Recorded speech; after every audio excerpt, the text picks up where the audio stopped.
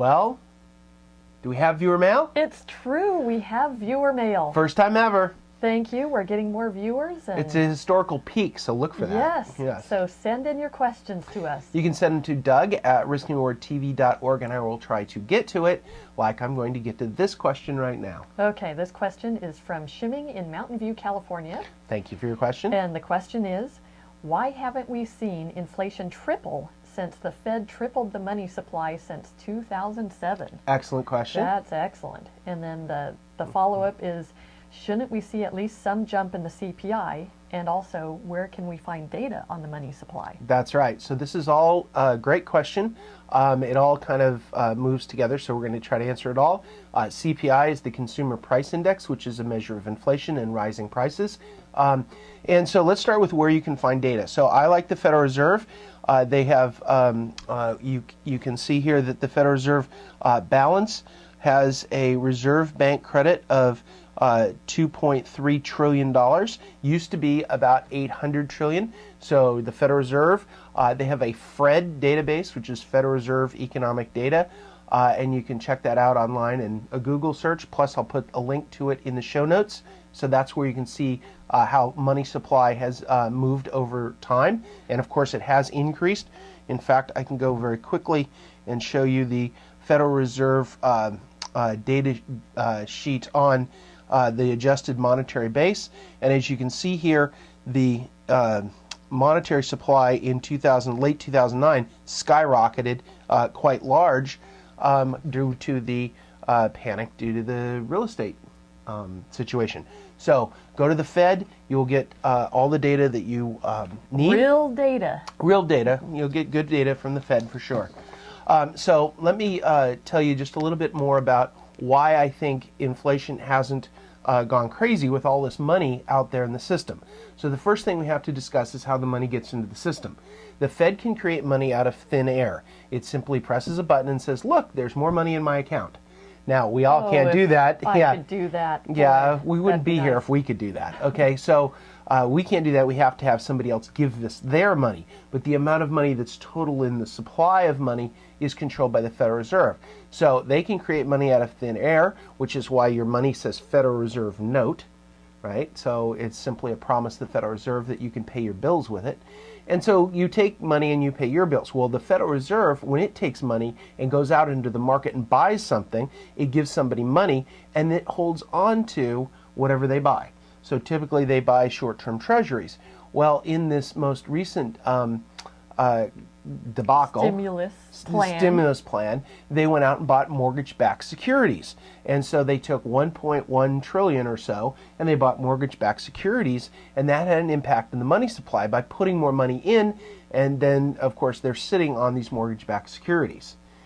So let me see if I can explain to you why the mortgage-backed securities play a big role in why this isn't being used so dramatically in the marketplace. So yeah, we don't have $12 or $9 gasoline right now. That's right. We don't have huge inflation, and one of the reasons we don't have huge inflation is because the money supply that got put in wasn't used the way typically the money supply is. So mortgage-backed securities, we know that there's people out there that had mortgages. They collateralized them into one mortgage-backed security to one particular, basically a bond, and that was sold off and banks bought them.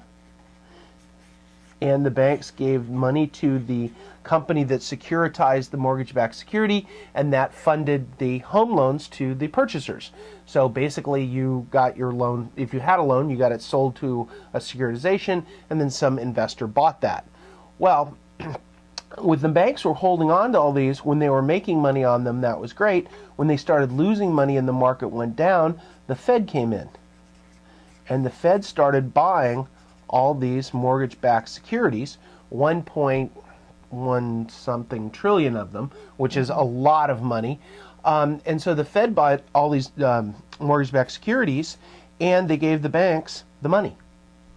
So the banks went from, I'm holding all these mortgages on homes that may not pay off, to now I'm holding real cash, which is great. And so the banks were all became more solvent. which was good. Fortunately. Which was good because we didn't want the banking system to go under. But now the Fed holds on to these mortgage-backed securities, and the Fed can hold on to them for quite some time. Yes, they can. If the Fed wants to turn around and get rid of the mortgage-backed securities, they don't necessarily have to sell them to the same bank. They can just go out into the market and sell them, and as they sell them, the market will give them the money, and the money supply will decrease. So the Fed has a very easy mechanism to reduce the money supply. Of course, what price they sell them at will be, a point of contention. But the Fed can go back out in the market and sell them and reduce the money supply from where it is. So instead of your house payment going through a mortgage-backed security to a bank, your house payment now is going to the Fed.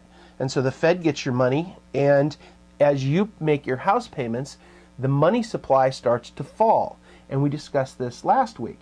So the Fed starts to see all these house payments come in as they hold these mortgage-backed securities, and they don't want the money supply to fall because the economy is kind of Still teetering. on shaky ground right now. It's on shaky ground. So they don't want the money supply to fall. So the Fed takes this money and goes out and buys treasuries.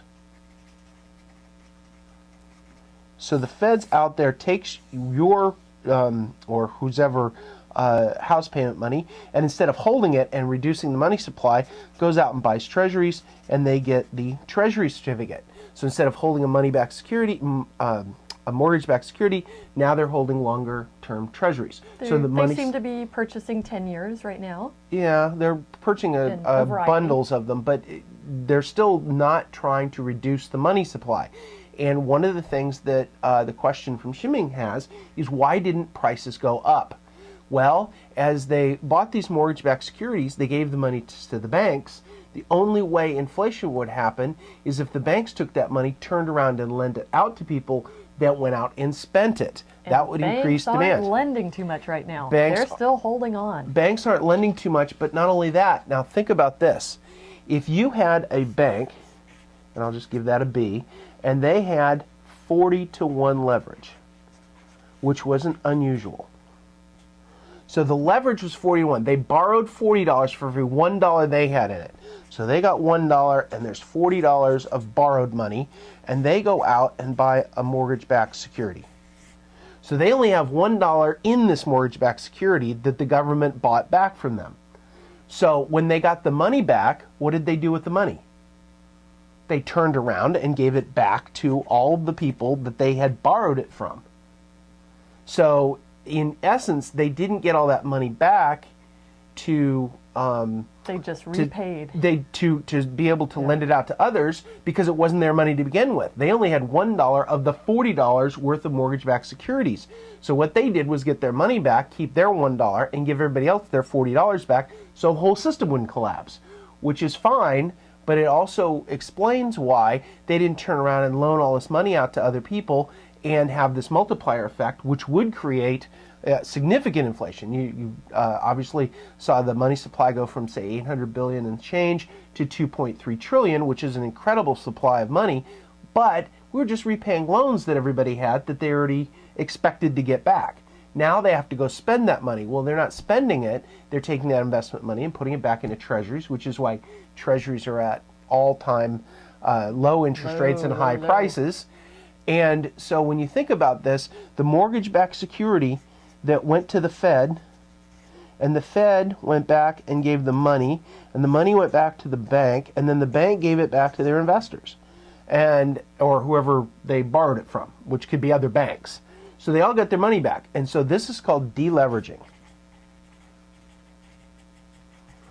And deleveraging is a term that you'll hear quite often, but what it basically says is, I borrowed a bunch of money so I could buy something, and now I sold it, now I need to pay everybody back. So you are deleveraging or paying down debt. And if you're paying down debt, you're not spending it. And so another way to think about it actually, from the standpoint of deleveraging, is if you got a stimulus check and you used it to pay off your Visa or your MasterCard, you didn't stimulate the economy. We needed you to take that money and buy something with it. Not paying off an existing bill. That was already spent. So what's the takeaway? This long-winded takeaway, is where you can find data is the Federal Reserve. look for the Fred database. The reason we haven't seen huge inflation is, one, there's a lag effect, and two, we are deleveraging, which means we are repaying debt, and that's a sponge that mops up all of the, or a All lot that of extra cash. a lot of excess liquidity, and also money velocity. We aren't moving the money around as fast as we used to. So, Shimming, great question. Thank you so much Thank for asking you. it, and I hope I gave you a good answer.